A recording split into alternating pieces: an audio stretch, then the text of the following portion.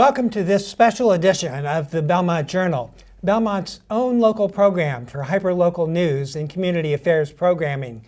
I'm your host, Roger Colton. Today we have Belmont Public Schools School Superintendent John Phelan with us. There are a variety of things that we want to talk about today with John. Thanks for stopping over. I know you've got an incredibly busy schedule. We appreciate it. Thank you for having me. It is budget season in the town of Belmont, and there is a draft budget or a proposed budget for the schools for the next school year. Correct. And are you seeking more money, the same money? Can you give us an update of where we are? Absolutely. The school department and the school committee work hard on the budget starting in the fall. We meet with the warrant committee liaisons from the warrant committee to the school committee and the school department through that time to give them updates on what the needs are of the district and what the hopes are for the district as it relates to the budget. We presented that budget to the finance committee and the warrant committee early and then presented it to a joint session of the warrant committee, the board of selectmen, and a full school committee. And that budget really is asking for three different types of increases. One is there's about a 3% increase just to take everybody that we have right now and move it into next year. And that's what we call a rollover cost. If we had the same amount of students next year as we have this year, and if all things remained equal, that would really be what our budget would be. Just bring all of the folks we have now and bring them into next fiscal year. But we know that that's not the case. We know that that's not the case. So that's the first piece that we look at. Okay. What does it take and what do we have for needs? And so then when we start to look at what our needs are and what our bills are that we have to pay, those are the next two chapters of the budget. So our needs are many because we have continued enrollment increases, continued class size challenges, continued pieces of our district that we would like to grow or establish that we don't have currently. So we talk about what's the impact on the strategic plan, what pieces of budget work could we do to enhance that. Now, we know that we could ask for maybe or use 24 people to get us where we want to be, but the town is certainly not positioned to do that financially. So we asked for 3.6 FTEs, which is really some guidance counselor support at the elementary school. So we could have each elementary school have a full-time guidance counselor. It's hard to say out loud as your superintendent that right now there's not a full-time guidance counselor in 3 of our 4 elementary schools. We consider social emotional learning vital and how we meet the needs of our families and our children as people and human beings as well as students, and the guidance role is essential to that. So that's part of the ask. The other part of the ask is support at the high school for a assistant principal part-time, and also some FTEs at the middle school. So we're doing things in chunks of like 0.5s, which is part-time pieces, that add up to 3.6. So that's what we're asking for in addition to this year's budget. And that brings us to about a 1% additional increase. Okay. For moving forward, so that brings us to about 4.1 or so percent. Yes. And then we talk about what bills do we have to pay that we don't have a choice as a district. Our health insurance cost is estimated to go up by 8%. We have 578 employees. When you multiply their health insurance by 8%, that number alone is almost $1 million. So that's a bill that you have to pay. So we know that we have to pay that bill. And we know that the funds that we seek for our students who need mandated services, that we ensure quality services for some of our special education students, some of our students who don't speak the language. There are pieces of that mandated work that we have to do, and that's also a bill that we have to pay. So when you combine those 3 components of the budget, it comes out to about a 6% increase. I think that is similar, that the town's budget in general, all things in, is somewhere around 5+. So we're a growing town, we're a growing district, and we're fairly in line with the other town departments as it relates to needs moving forward. And what I didn't hear you talk about is there's nothing in the operating budget yet having anything to do with the new school. Correct. There are no preparation costs, or I don't know what the term might be. I'll represent that in 2 answers. One is we are building our budget over time incrementally to bring the district staffing level to the point where we can support 400 students a grade, because that's where we're moving towards.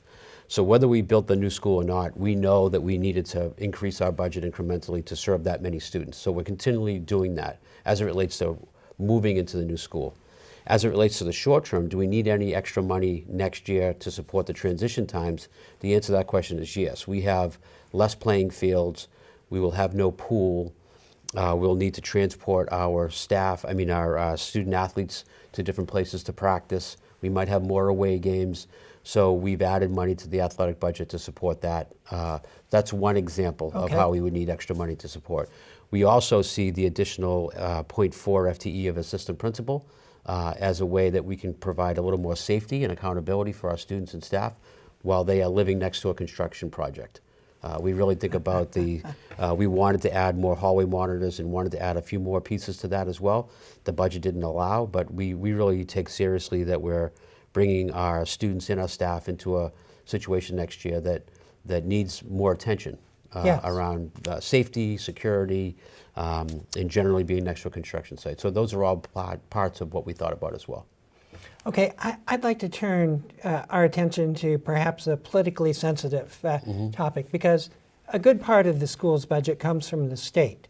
But there are a good many people who believe that the state school funding formula is unfair to communities such as Belmont. Well, two questions, I guess. Do you share that opinion? And two, can you explain any efforts that, that are ongoing to change that formula? Absolutely. Yes, I agree. I think that the inequities in the current formula statewide between what a Boston or a Brockton receives in state funds versus what a Burlington or another town receives in state funds has a wide range of concerns related to it. There is a Massachusetts Association of School Superintendents video that we published. The MASS is working hard to advocate for this new bill at the state level and has produced some great facts for folks to consider when considering a vote for this. And so we support all of the 64 communities that we work with to be able to come up with a fair funding formula. What we are doing about it, 2 years ago when Laurie Slapp was our school committee chair, we signed a resolution to support the review bill that was done by Senator Chang Diaz of Boston. So we signed a resolution as a school committee to support it then. Last week at our school committee meeting, we signed an updated resolution supporting the work of that funding formula. I will be at the state testimonial on State House on Friday to support the Teachers Union, the Mass Association of School Superintendents, and the Mass Association of School Committees. We're all going together to support and urge our lawmakers to consider this work vital to the equity and well-being of all students across the state. As it relates to Belmont, this could mean an additional $3 million in funding for Belmont if the formula was done in a way that was modeled in the report. And would that increase school funding, or would that supplant property tax funding? I would see that as additional Chapter 74 money that would add to the school budget. Now, the town would decide how they use that revenue and balance it versus what they ask for in tax base. That's always the town's right to do so. Sure. But I would hope that money would be in addition to for the school department and would help balance out the needs of the other town departments while we look at the town's budgets across schools, fire, police, et cetera. I will say in the budget presentation that we are doing and is on Belmont Media when you can go back and play some of the tapes, the cost of the amount of money per child that Belmont spends is $2,600 per child less than the state average. It's about $4,000 to $5,000 less than the districts that we like to compare ourselves to. We have almost 4,800 students.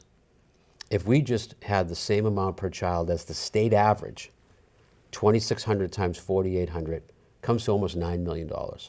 So there are districts out there that are spending a lot more money to educate their children. We're not asking for $9 million more. We think the state formula could recognize and help support the needs in our budget at about a $3 million mark. But I think it goes to show the level of the great outcomes and opportunities we're able to provide in Belmont come on a very lean budget. And those are apples to apples data points at the state level that we are spending $2,600 less per child than the average state district. And what I hear you saying, and tell me if I'm just putting words in your mouth. I don't mean to do this, but the town is moving toward an override, and people always say, well, we just need to cut expenses. But I'm hearing you say that there's really no fat in the budget to cut. I would, I agree. There is not much fat in this budget to cut, and we have benefited by the override from 2015-14, which was only supposed to give us about 3 years worth of funding. I believe that the town and the schools have done a great job of putting money away each year from that override. That gave us 2 more fiscal years. We'll get 5 fiscal years out of that override. And I think that we were really responsible with the taxpayers' dollars not to spend all that money in the first 3 years and then turn around and wonder why we didn't have any more. We were conservative in our approach. We were methodical in our approach. And I believe that this is the cost of doing business in a municipality, that given the funding formula review really says that towns are struggling with health insurance costs, OPEB costs, special education costs, and English language learner costs. Those are the 4 biggest pressures on the town's budget in Belmont. Yes. They're probably the 4 biggest pressures on other towns as well.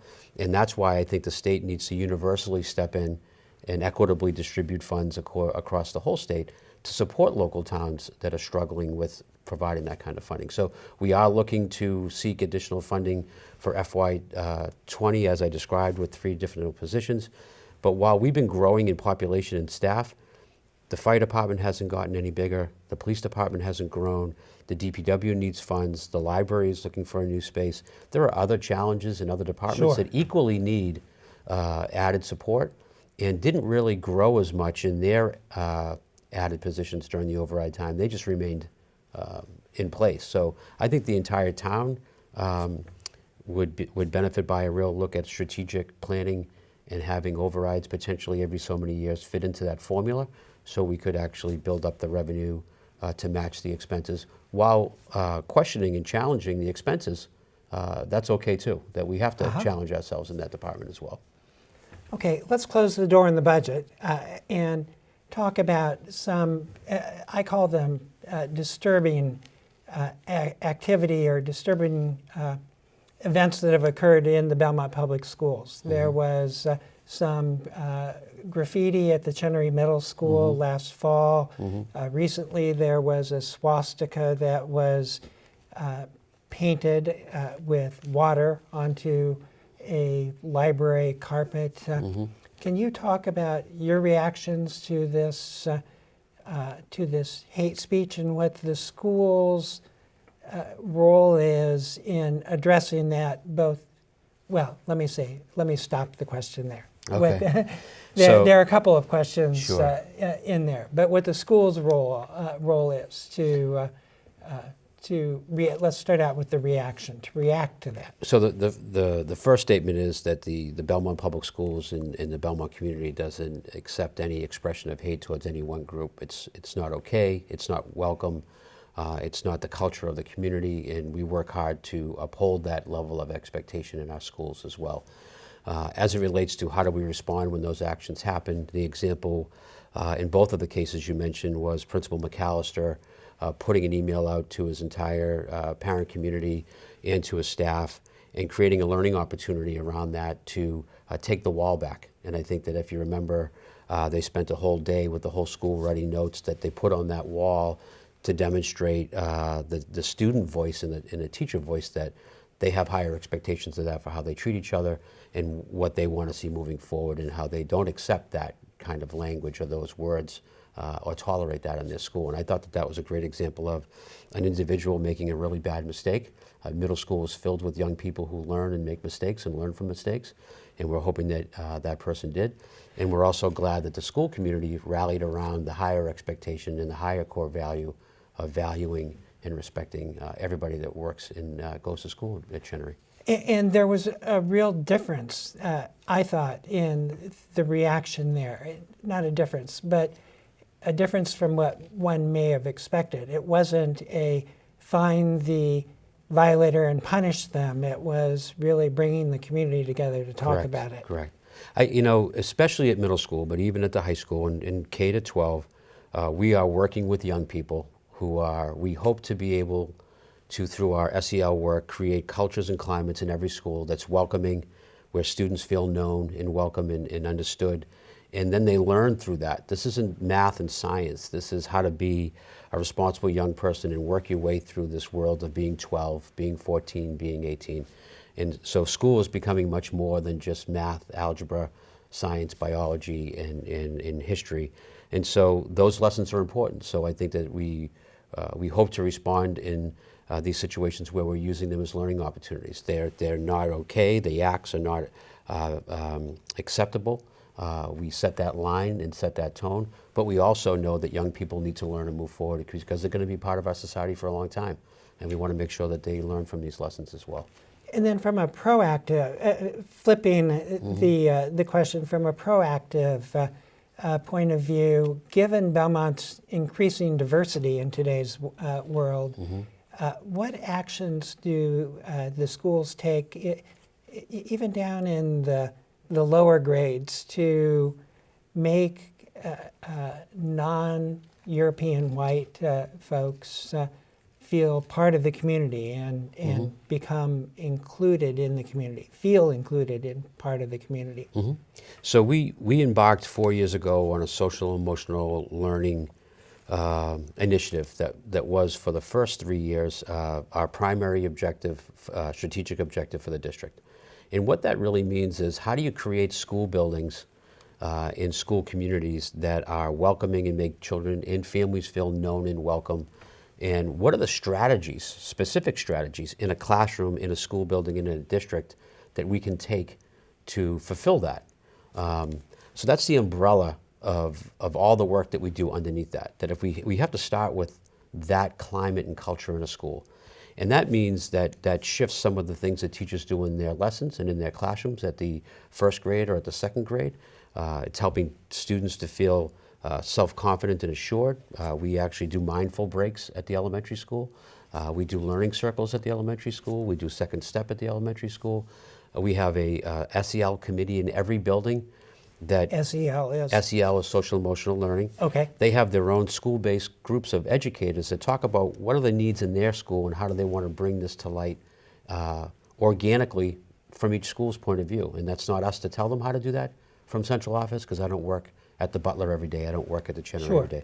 So that's how we do that work. And that has extended in the last 2 years to how do we then want to reach that hand a little farther out to the folks who might not feel automatically welcome because they don't look like you and I. They might speak another language. They might come from another country. They might be African American, Black. They might be Hispanic, a Latino, Latina. And so now what are the specific things that we can do around culturally responsive teaching? So for 2 years now, we've been taking on a culturally responsive teaching professional development, which has jumped over our SEL strategy to be the first goal of the district. In the last 2 years, we've been working on the entire faculty and staff of the Belmont schools, reflecting on who they are and what they bring to work every day as mostly a majority white community, and how we can start to think about what that means when someone else comes in who does not look like us, and what some of the needs are, and how do we start to have those hard conversations with the adults, and then this year in preparation and working with students. So this is long work. This is not a one event thing. This doesn't mean just because we have a diversity night.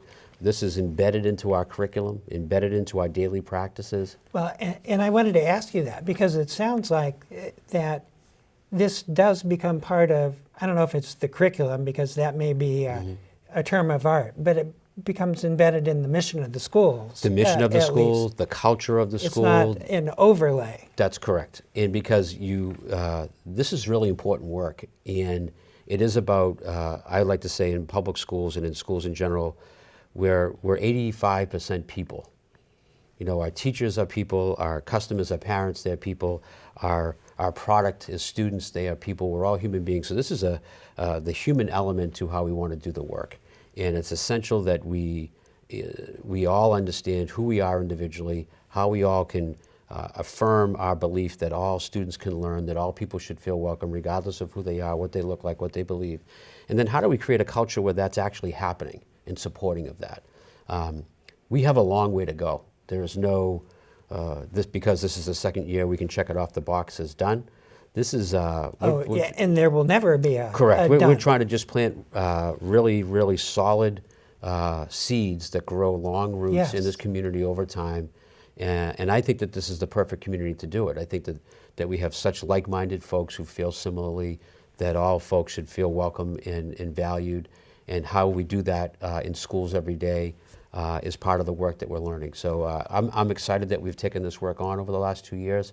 I think it fits underneath that larger umbrella of all folks should feel welcome. All folks should feel, and then sometimes you just need to reach a little farther to pull some folks in and give them that sense of safety and inclusiveness. And so we're doing that. And does it build from one grade to the next? So what you do in the second grade builds on what will be done in the fourth grade, which will be done in the eighth grade? Not necessarily in the culturally responsive teaching, Okay. which because the work of we see the work at this point in time in culturally responsive teaching being at every level, K to 12, where we're asking our teachers and educators to really reflect on who they are and have those hard conversations, and then how do we work with children. So that doesn't necessarily lend itself to that articulation of Yeah, skills okay, moving up. okay. However, SEL does, where we want to teach and expose elementary children to certain deregulation skills and reflection skills. And then when you're in the middle school, that looks a little different because the peer pressure of middle school is a different dynamic for that age group. And then how do I utilize that well at high school? And how do I really make those skills and those things my own, so when I leave Belmont High, not only have I experienced a rigorous academic curriculum and a great, music, drama, band, athletic experience, but I also have a good handle on who I am and how I value Yes. other people. So that's the goal, and we do see scaffolding there more in place than our work with the culturally responsive teaching, because we think the culturally responsive teaching is everywhere all the time, period. Yes. Okay. Let's close the door on that. Mm-hmm. Let's talk about, there's a rumor about town that we're going to have a new school in town here in the next Yes. few years. Can you bring us up to date on what's going on with the new 7 to 12 school? Yes, we have been working for over 3 years to search for a long-term solution for the district because of the increased enrollment. And for folks who may not, who may get up and go to work every day and come home and have their dinner and go to bed and wake up and go to work again, they might not know that the schools are experiencing a significant enrollment increase. So we made a short-term plan and a long-term plan. And the long-term plan was to ask the state for money to build a new high school and extend that to try to support the enrollment challenges at the elementary level, the middle school level, and the high school level. So we have, over the last 2 years, presented that reconfiguration to the town, which means eventually we'd like to see our schools be potentially K to 3 primary schools, one upper elementary school that would serve grades 4, 5, 6, and then we've been blessed with an override of the town's vote of 76% Yes. to support a $290 million 7 through 12 school that will support our 7 through 12 student population. So we are really excited about taking that work on. And that's, if it's 7 to 12 rather than 9 to 12, that's a significantly bigger school. Correct. It will support about 2,200 students, at And least. are there special efforts that you have to take to, or you could probably talk all day I could. about the special efforts. We but, have really focused on the unique and careful separations that we need to provide when you have 7th and 8th graders on one side of the building that have a team model school that will be built just for that model, and then the separation of the 9 through 12 department-based model that is a traditional high school. So the schools actually look different inside. The wing for 7th and 8th grade has its own entrance, and it will have its own administration. They will share services and classrooms on the first floor, but the schools themselves will be separated. The fantastic connections that you can make is that the learning that can happen with the educators together, 7 through 12, with the curriculums together, 7 through 12, with the ability to maybe do some cross-curricular work or project-based learning work when we have a new facility. We've added robotics classes, technology classes, coding classes. We're building those programs now leading up to the new building and hope to be able to utilize them well. So we think that the careful separations, but also the really unique connections that we can make with 7 through 12 is going to be a great combination for the town of Belmont. That's great. Thanks for stopping by today. welcome. We're out of time. Excellent. Thank you so much. We've been talking with Belmont Public Schools School Superintendent John Phelan, and you've been watching this special edition of the Belmont Journal. I'm your host, Roger Colton. I will talk to you again next time.